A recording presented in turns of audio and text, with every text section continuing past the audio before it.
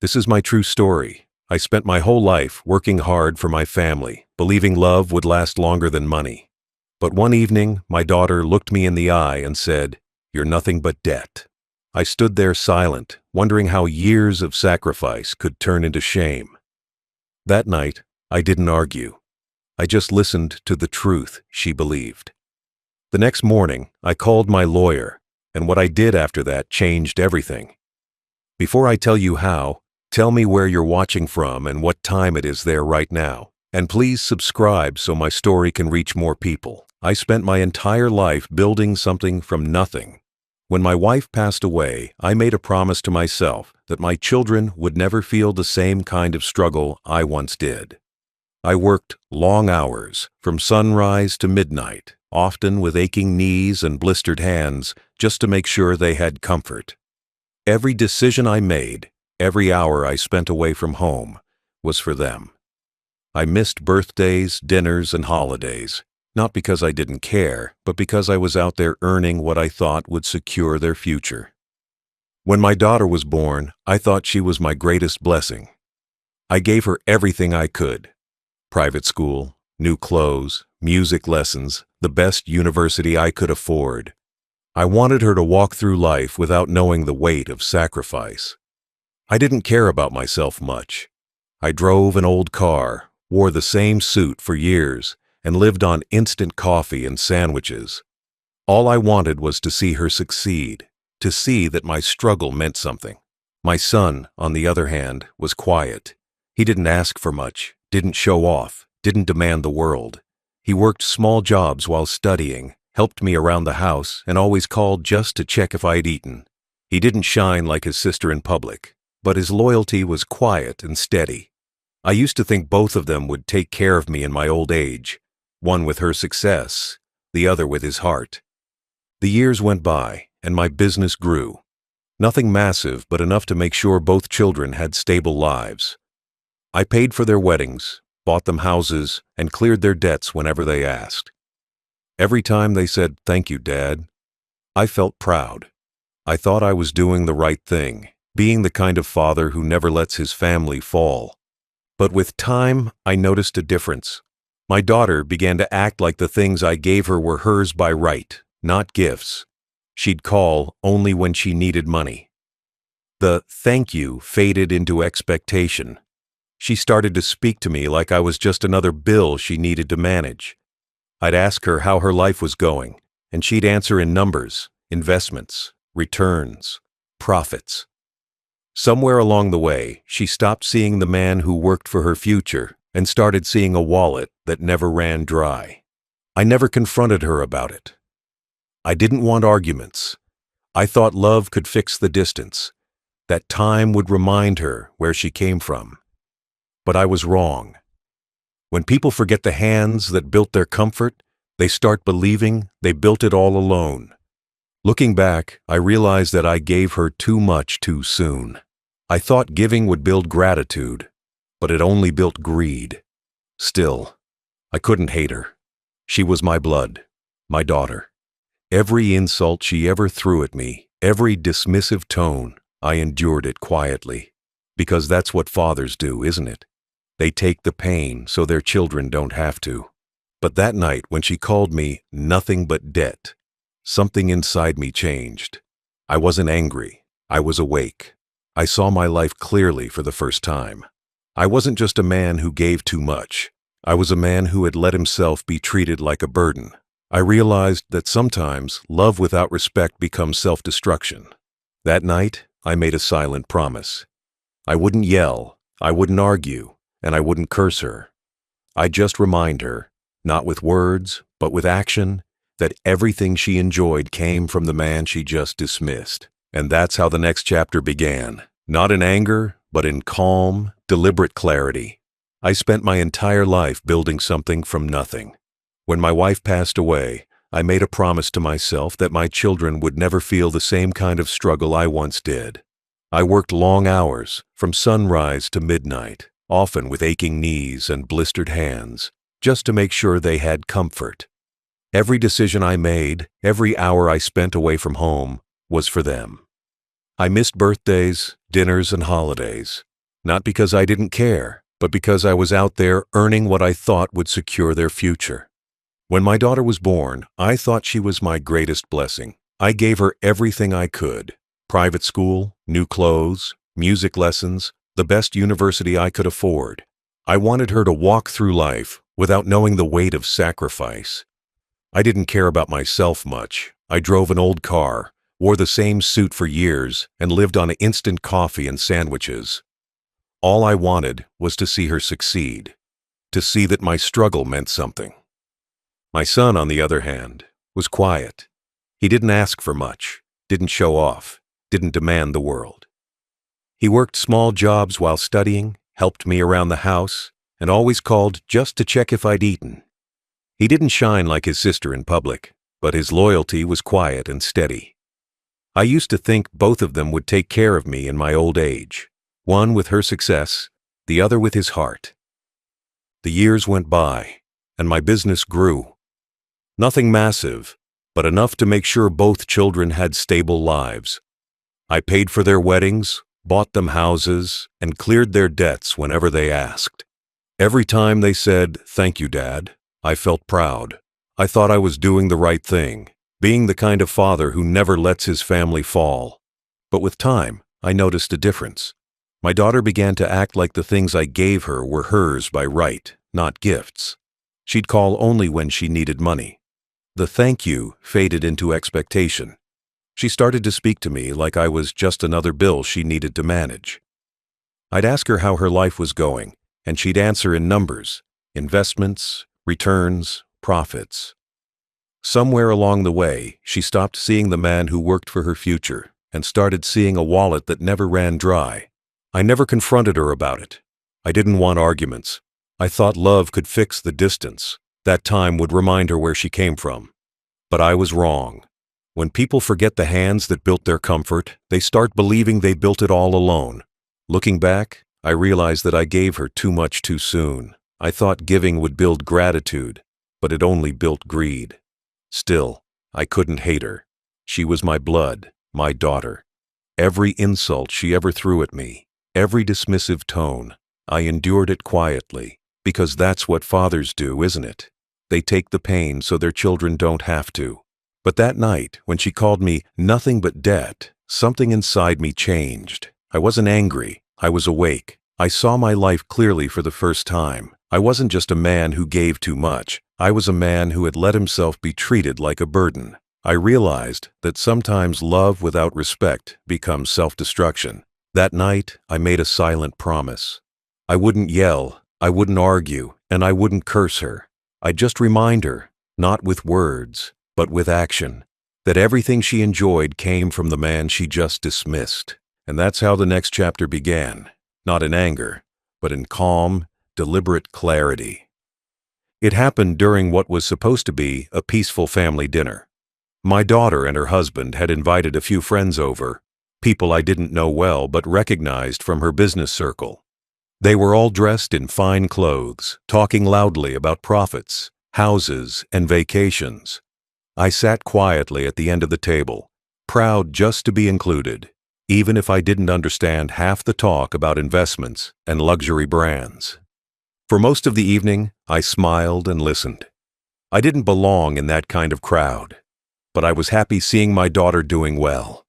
I thought she'd finally made a life better than the one I had.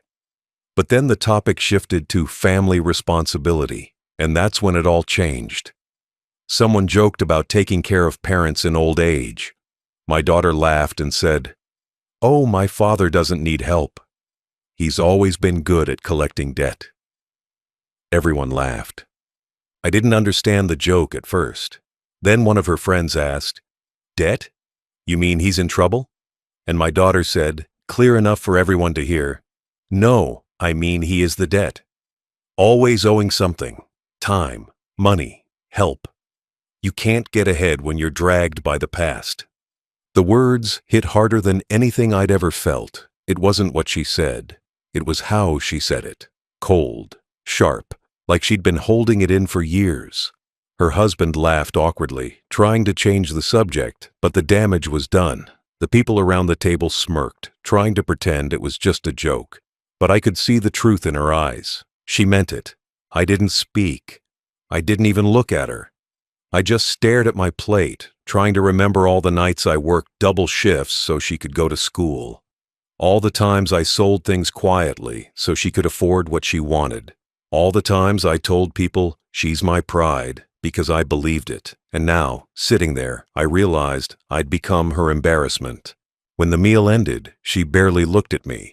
She hugged her friends, kissed her husband on the cheek, and said goodnight as if nothing happened. I stood up, thanked her politely, and left without saying a word. On the way home, my heart felt heavy, but my mind was clear. I didn't cry that night. I didn't feel anger. I just felt done. I realized that love without respect becomes self-abuse. I had spent my whole life giving her everything, and in return, she'd reduced me to a punchline. But I wasn't going to shout, argue, or beg her to see my worth. I didn't need to prove myself with words. I'd let reality do that for me. By the time I reached my house, I already knew what I was going to do. I poured myself a glass of water, sat in my chair, and thought about every sacrifice I'd made, every bill I paid, every favor I did, every lie I told to protect her pride. Then I thought about one simple truth. I was not her burden. I was her foundation.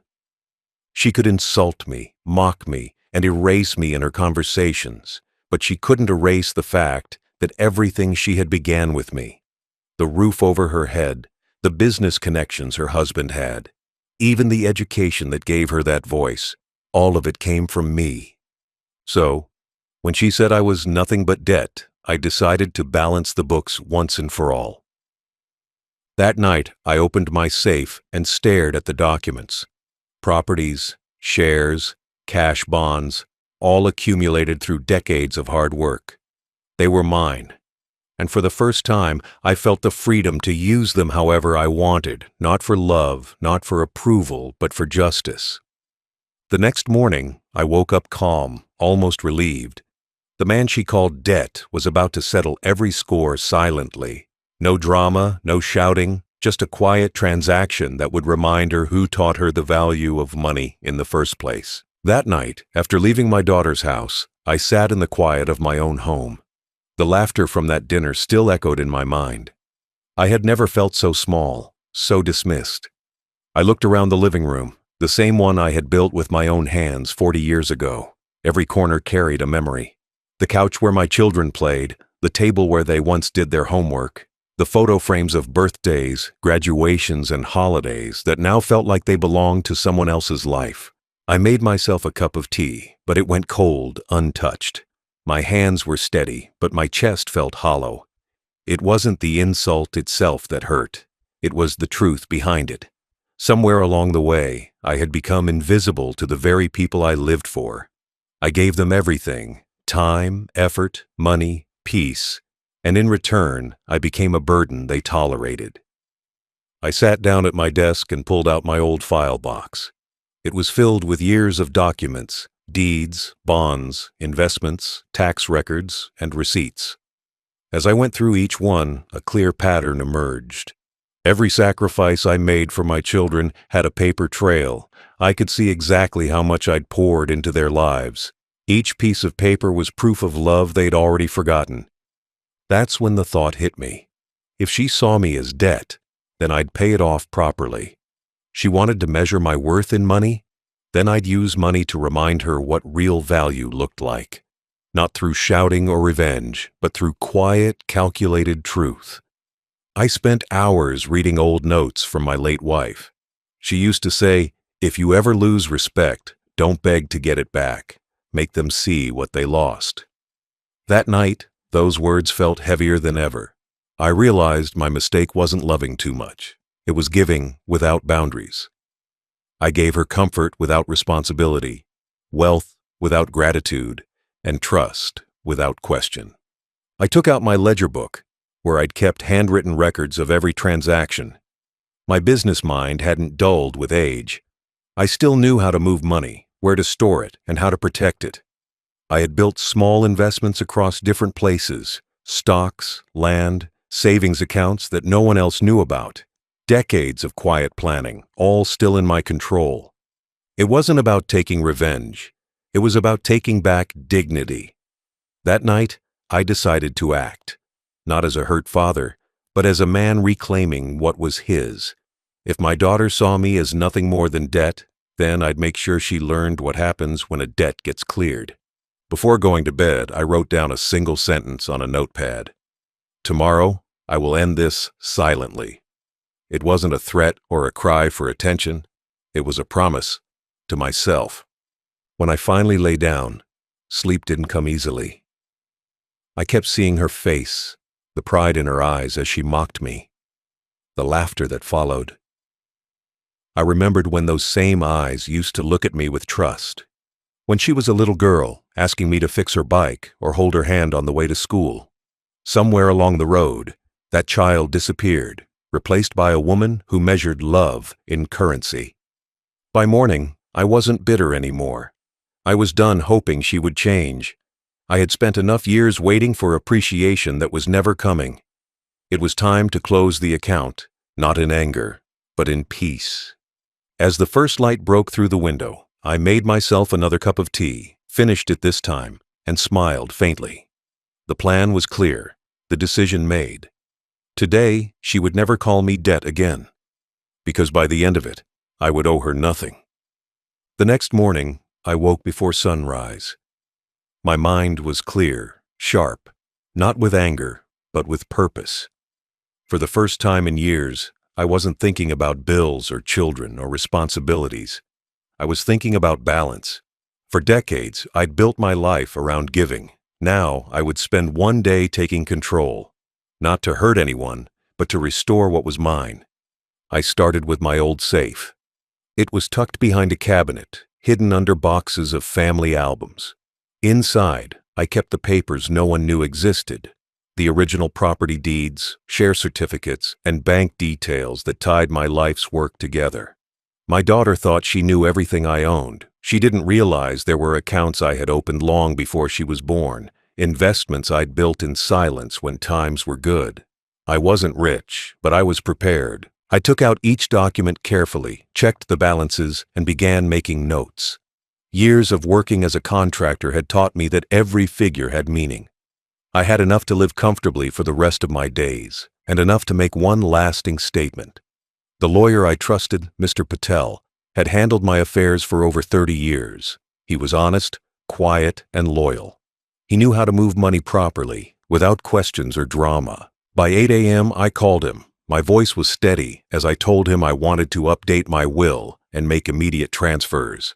He didn't ask why. He'd seen enough families torn apart by greed to know when a man had reached his decision.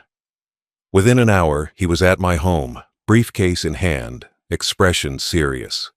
I explained what I wanted clearly. Every property, every investment, every account, all would be transferred into my son's name. Not because he was perfect, but because he had never disrespected me. He never called me asking for money. He never mocked my failures. He never forgot where he came from. While his sister bragged about her lifestyle, he was the one who visited on weekends, helped fix the broken fence, and brought groceries without asking for repayment. Mr. Patel looked at me carefully before proceeding. "You're sure about this?" he asked. I nodded. "She called me debt," I said, "and I'm clearing it." He didn't reply. He just opened his files and started the paperwork. As we went through each transfer, I felt lighter. Years of frustration were leaving my body with every signature. For so long, I had believed that giving endlessly was what made me a good father. But giving without respect was just slow self-destruction. That day, I decided my final act as a parent wouldn't be another gift. It would be a lesson. By noon, every form was complete. The ownership of my estate, the rights to my business accounts, the legal control of all my assets, gone from my name, placed directly into my son's. I left nothing for my daughter except a small envelope that Mr. Patel would deliver later. No shouting, no explanations, just the truth, in writing. When Mr. Patel left, I sat alone, looking out the window. For the first time in years, the house felt peaceful.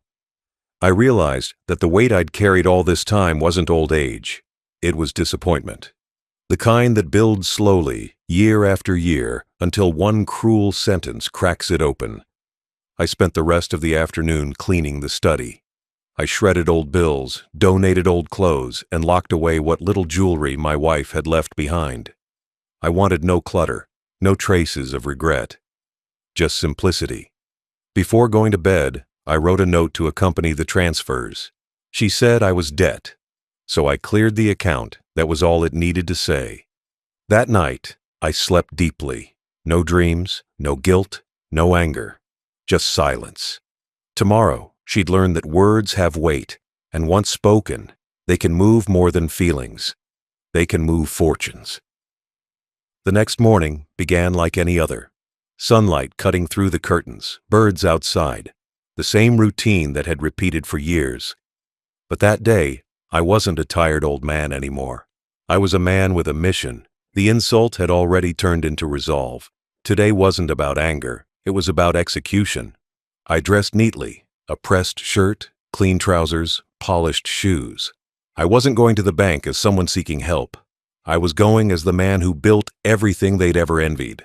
I checked the envelope with the documents Mr. Patel had prepared. Every detail was correct. Account transfers, legal authorization, signatures. The plan was in motion.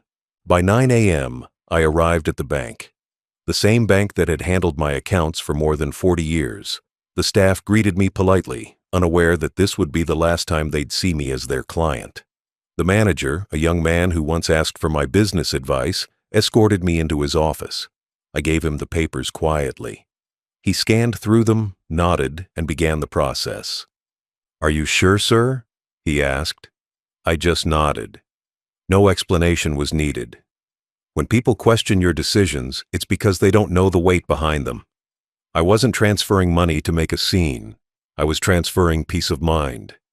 Within the hour, every cent, every dollar I had saved, invested, and built was gone from my personal accounts. $5.6 million moved seamlessly into my son's name. Real estate documents were updated, business shares reassigned, and safety deposits authorized under new ownership. It was quiet, efficient, final. The manager looked surprised at how calmly I handled it all. He didn't see emotion, only precision. When we finished, he handed me a copy of the confirmations. I thanked him, stood up, and left. No one realized that an entire legacy had just changed hands. As I stepped outside, the air felt lighter. Years of work, stress, and unspoken disappointment, all of it, finally settled. I wasn't leaving wealth behind. I was leaving proof of discipline, respect, and choice. For the first time in decades, I felt completely free. I visited Mr. Patel's office next. He was reviewing documents at his desk when I walked in.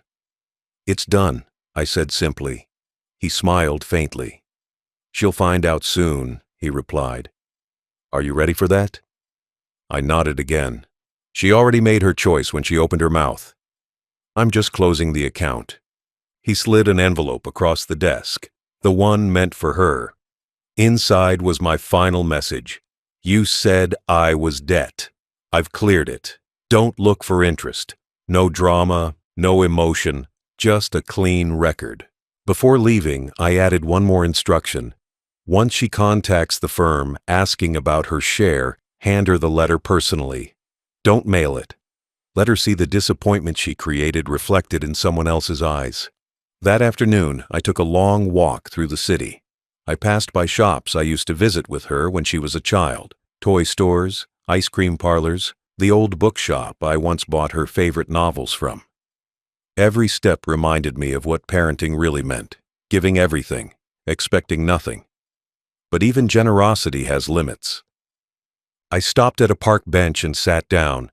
The world moved around me, people rushing, phones ringing, cars honking. But I felt none of it. My heart was calm. I had done what needed to be done, not out of spite, but out of clarity. When I returned home, the house didn't feel lonely anymore. It felt restored. For years, that space carried guilt, the guilt of not being enough. Now it held peace. I made myself tea, looked out the window, and smiled faintly. The account was empty. The lesson was full. 2 days after the transfer, the storm began. I woke early, made my usual tea, and the phone started ringing before I could take the first sip.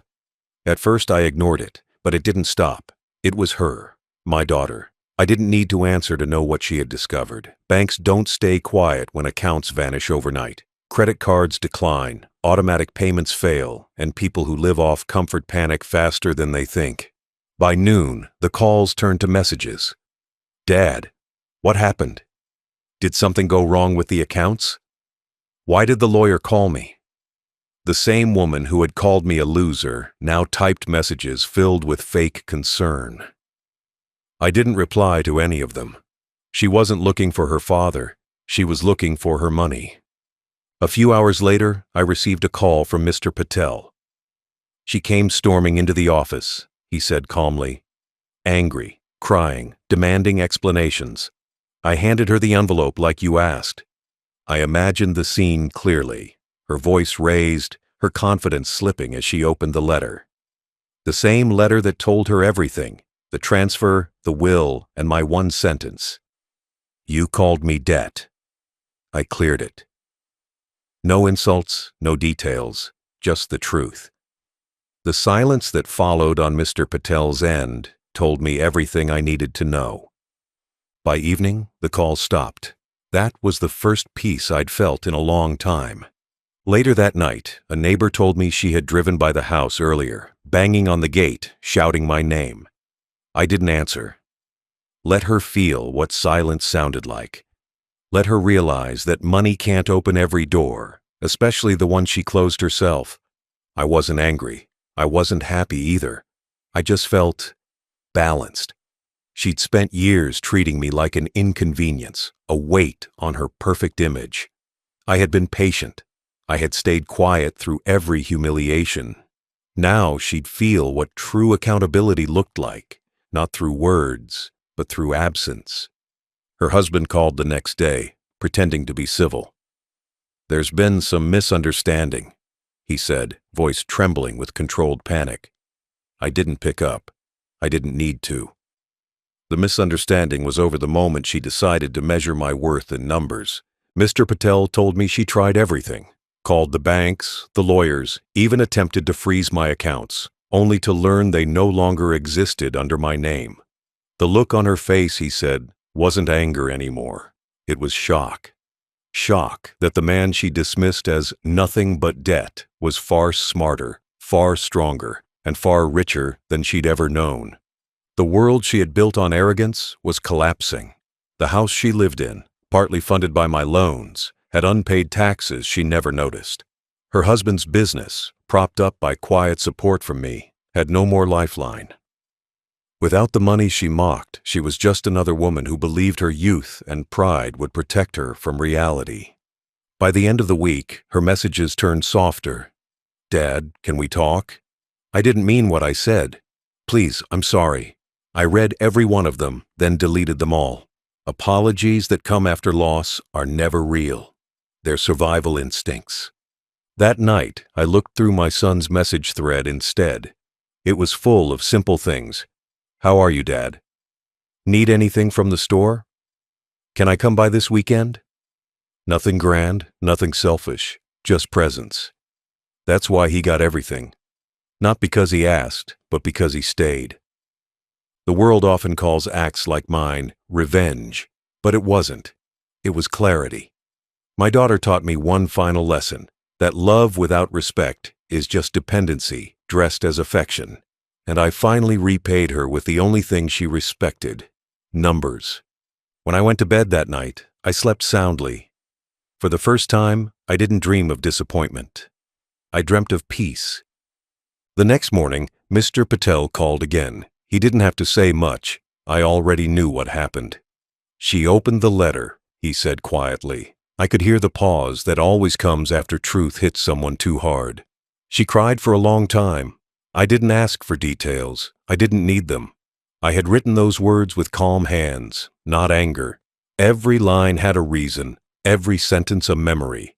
Inside the letter, I had written the simplest things. No insults, no revenge, just clarity. I gave you everything I could, my years, my health, my peace. You saw money, not meaning. You called me debt, but debt is something owed. You owed me respect, and that's something you never paid. So I settled it myself.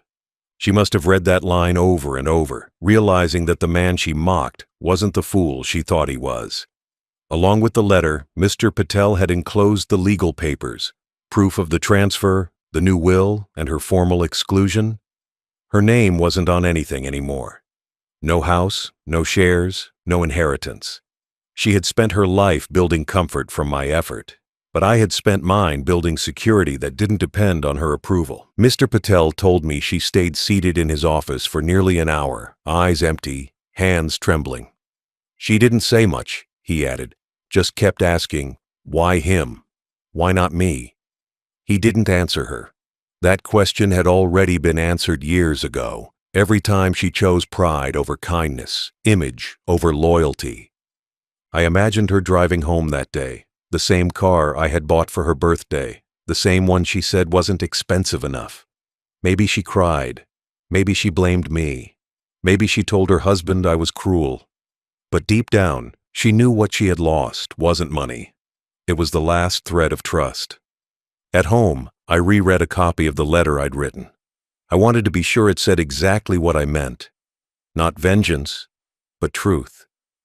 You measured me in what I didn't have. You forgot what I gave. The day you called me debt, you became one yourself, something to be written off. Those were the last words she'd ever receive from me. Nothing more needed to be said. I didn't need to see her cry. I didn't need an apology. The point of the lesson was not to hurt her. It was to make her see what she had done, through the only language she respected: loss. For the next few days, I stayed indoors, away from gossip and questions. My son visited quietly, bringing groceries and sitting beside me. He didn't ask about the transfer, but I could see understanding in his eyes. He didn't need the money. He had earned his own life through patience and work, but he respected what the decision meant. He said softly, "You finally took care of yourself, Dad." That night, I looked out at the dark sky and thought about all the fathers who live long enough to realize their children love their wallets more than their presents. It's a painful truth, but sometimes pain is the only teacher left. My daughter had wealth handed to her since childhood. My son had lessons. That difference shaped everything. A week later, a neighbor mentioned that my daughter had stopped showing up to social events. People were talking. Rumors about inheritance, lawyers, and family drama. I didn't feel pride or pity, just a quiet closure. She wanted to define me by what I lacked. Instead, she ended up defined by what she lost. When I went to bed that night, I placed my copy of the letter in a small wooden box beside my late wife's photo. She would have understood. She always warned me not to let love blind me to disrespect. I finally listened. The next morning I made tea, stepped into the garden, and felt the cool air on my face. I had nothing left to prove. The world was still the same, noisy, unfair, full of people chasing numbers. But for me, it was quiet, peaceful, balanced. The real storm didn't come from the letter. It came from what followed after. Within a few weeks, the story spread across circles faster than gossip ever should. My daughter had lived her entire life built on image. Social dinners, charity parties, photographs for magazines, interviews about family values. When the news broke that her father had disinherited her, people didn't whisper out of curiosity. They whispered out of disbelief. She had built her reputation on my sacrifices, and now that foundation was gone. Her husband's business, already struggling, lost investors once word got out that the family wealth was frozen. People pull away from failure quicker than they gather around success. The same friends who laughed with her at dinner now avoided her calls. Her world, so shiny and loud, was beginning to fall apart in silence. Mr. Patel told me that journalists had called his office several times asking for comment. He said nothing, just as I asked him to. This was never meant for headlines. It was a lesson meant for one person. But sometimes life writes its own news. The man who vanished with millions, one headline read. Another. Father's final lesson to arrogant heir. I didn't read them. I didn't need to. I already knew how it ended. My son visited me around that time. He didn't bring up the money. Instead, he brought me dinner and fixed the small light in the kitchen. He said, "She's embarrassed, you know." I nodded. "Let her be," I replied. He didn't argue. He understood. Some lessons can't be explained, only lived. Weeks passed, and one evening, there was a knock on my door. When I opened it, my daughter stood there. No makeup, no arrogance, no entourage, just tired eyes. She looked smaller than I remembered. We stood there for a moment, no words exchanged. I could see the realization written all over her face. For years, she'd seen me as a stepping stone. Now, she was facing the man she'd stepped on. I let her in. She didn't ask for forgiveness, and I didn't offer any. She sat at the table, looking around at the same house she had once called too old. She noticed the empty walls, the quiet calm. "It's peaceful here," she finally said. I just nodded. She stayed for an hour, maybe less, mostly silent. Before leaving, she looked at me and whispered, "I never thought you'd actually do it." I replied simply, "Neither did I, until you gave me a reason."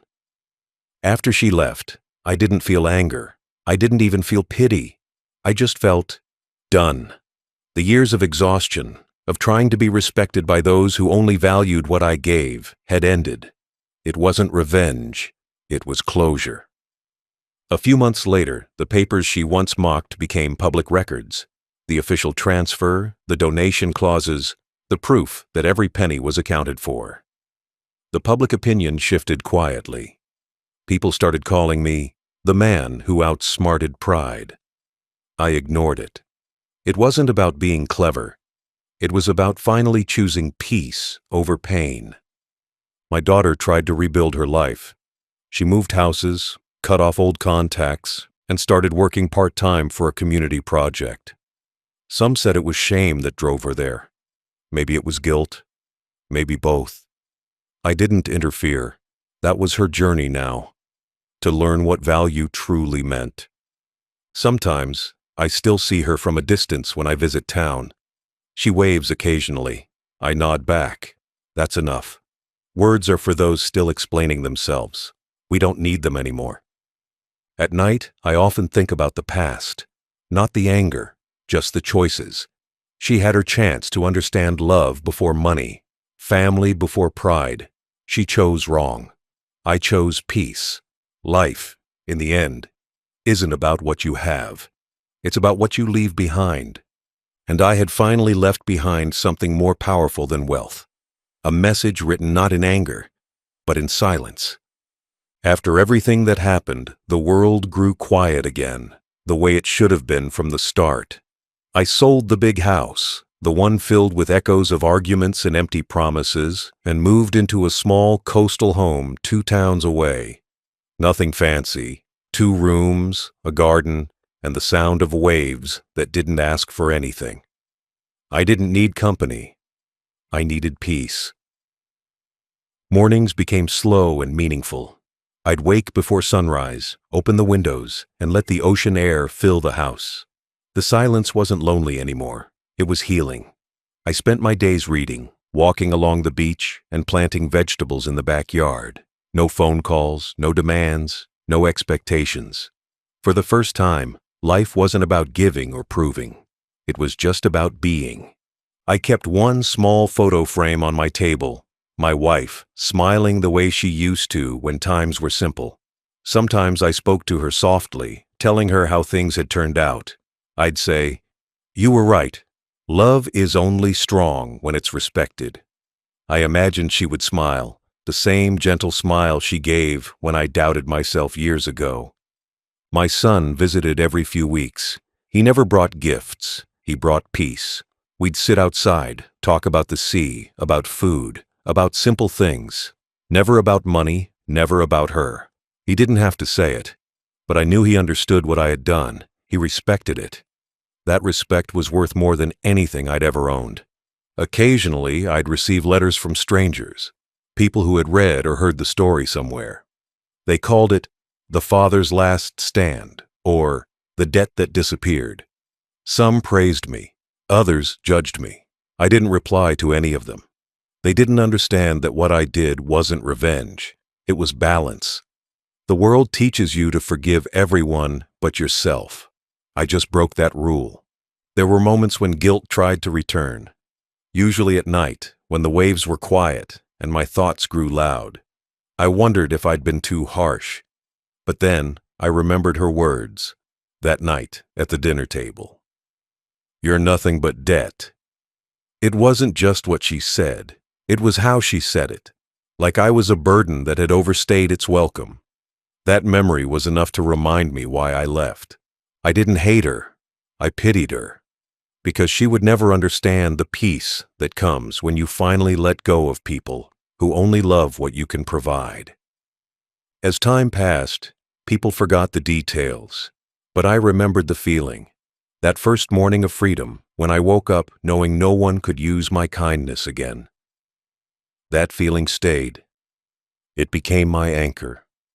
I donated a portion of my remaining wealth to charities that helped struggling fathers, men who were trying, quietly, without thanks. I wanted them to know that their worth wasn't measured by approval or applause, that sometimes walking away isn't giving up, it's reclaiming dignity. Every now and then, I'd see families walking along the beach, fathers holding their children's hands, laughing. I smiled watching them. I didn't envy them. I'd had my time, my lessons, my losses.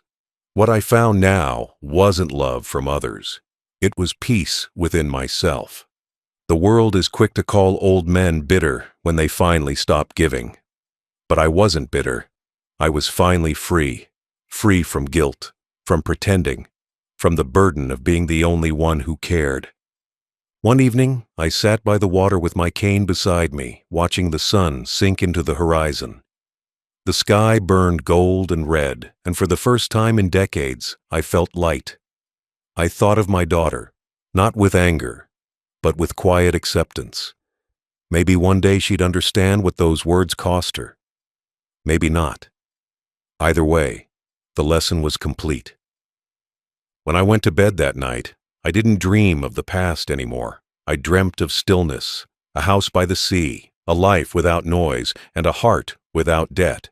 Now, as an old man sitting by the sea, I look back at my life without regret. People often think revenge brings satisfaction, but they're wrong. What brings peace is clarity. When you finally see people for who they are, not who you hoped they'd be, the pain turns into wisdom. My daughter's words, cruel as they were, became my awakening. She called me debt, and for years I carried that label silently, wondering if maybe I had failed her. But now I know. She didn't hate me. She just never learned the value of effort because I made life too easy for her. I was so busy protecting her from struggle that she grew up thinking struggle was weakness. She never saw the nights I stayed awake calculating bills, the meals I skipped so she could eat better, or the jobs I took after retirement to keep her business afloat. She only saw results, not the cost behind them. And when she said those words, I realized something painful, but true. I had raised comfort, not character. I don't blame her anymore. Life spoils those we shield too much. I forgave her, not because she deserved it, but because I didn't want to die carrying bitterness. Forgiveness doesn't mean reconciliation. It means release. She'll live her life, I'll live mine, and somewhere between those two paths lies the truth of what family really is. Sometimes when the wind picks up, I think about the last time she stood in my doorway. There was a moment just before she turned away where her face softened. Guilt had replaced pride. I didn't need her to say sorry. That silence between us was apology enough. Over time, I've learned that peace doesn't arrive with explanations or justice. It comes the day you stop needing others to understand why you did what you did. My decision wasn't about money, it was about teaching. Money fades, respect doesn't. And the moment you let someone take that from you, you lose yourself. Now I live quietly, helping people who remind me of who I once was. Honest workers, tired fathers, men who still believe love is something you earn, not buy. I don't tell them my story unless they ask. But when they do, I always end it the same way. Don't ever let your kindness become your weakness. Give, but don't let them make you feel like debt, because someday they'll learn, and you'll already be free. People think getting old means waiting for the end. They're wrong again. Getting old means watching the truth unfold in front of you. The truth about love, loyalty, and legacy. You realize the world won't remember your car, your house, or your bank balance. It'll remember how you handled pain. I've made peace with mine. My story isn't sad anymore. It's complete. I loved, I lost, I learned. I lived long enough to see pride collapse and truth rise quietly in its place. That's enough for me. Before I sleep each night, I write one small line in my journal, a habit I started after everything ended. Last night's line was this: "She called me debt, but I left her rich, in lessons she'll never forget." And maybe that's how I'll be remembered. Not as the man who disappeared with millions, but as the father who finally chose dignity over acceptance.